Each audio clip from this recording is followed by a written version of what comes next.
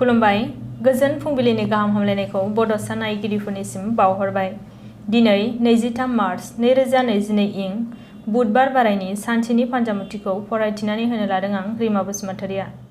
मेष राशि सोरजोंबाफोर सौदाव सौसि जालांनो हागौ, जेरैथिंबो सांग्रां जानानै लामा हान्थिनांगोन। वृष राशि बिसि फिसाय अनलायनाया बांगोन, नखर संसारा सान्थियाव फैगोन। मिथुन राशि गोहो बाहायनानै सुथुरखौ फेजेननो हागोन, गोजोनै थानो हागोन। कर्कट राशि नखराव गोजोननाय गैयै सोमजिनो हागौ, गोसो हमथानानै सोलिनांगोन। सिंह राशि गोसोआव मानोबा बेरेखा सोमजिखांनो हागौ, जेखि जाया गोसो हमथानानै थानांगोन। कन्या राशि जेखि जाया साहस खालामनानै मावोब्ला मोजां फिथाइखौ मोननो हागोन। तुला राशि मानिबा थाखाय दुखु सैनांनो हागौ, गोसोखौ हमथानानै थानांगोन। वृश्चिक राशि मोजां रोंगौथि जानो हानायनि थाखाय बयजोंबो मान होजानाया बांलांगोन। धनु राशि गोरोन्थि हाबा मावलांनायनि थाखाय खहा जानो हागौ, धैर्य हमनानै मावलांनो नाजा।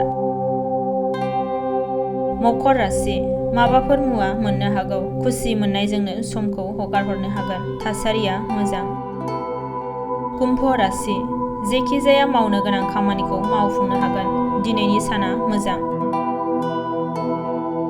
मीन राशि लोगोजों मावलायनाय खामानियाव गुलुं गुजुं नुजानो हागौ, सांग्राङै मावनो नाजा।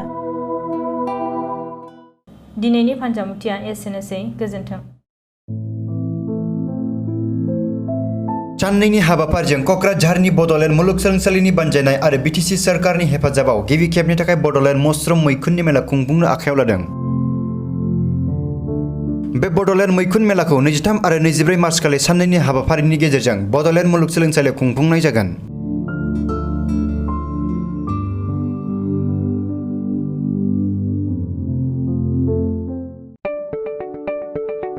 (2022-2023) सोलोंथाइ बोसोरनि थाखाय चिरां जिल्लानि बेंटलाव थानाय मोनसिम सिब्राय इंलिश स्कुलाव नार्सारिनिफ्राय थाखो 8 सिम फरायसाफोरनि मुं थिसननाया सोलिगासिनो।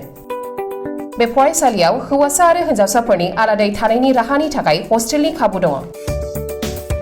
गोजौ सोलोंथाइ लानाय रोंगौथि गोनां आरो मोजां फोरोंथाइ मोननाय फोरोंगिरिफोरनि गेजेरजों बे स्कुलाव फरायसाफोरनो सोलोंथाइ होनाय जायो। Computer and Science Laboratory, Games and Sports, Physical Education, Smart Class, Art and Music Class, Coaching आरो टिउसननि खाबुखौ बे स्कुलाव मोननो हागोन।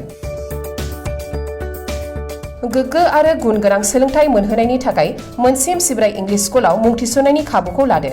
आबुङै मिथिनो थाखाय 995485252, 94357592226 आरो 60018993887 मबाइल नाम्बाराव फोनांजाब खालामनो हागोन।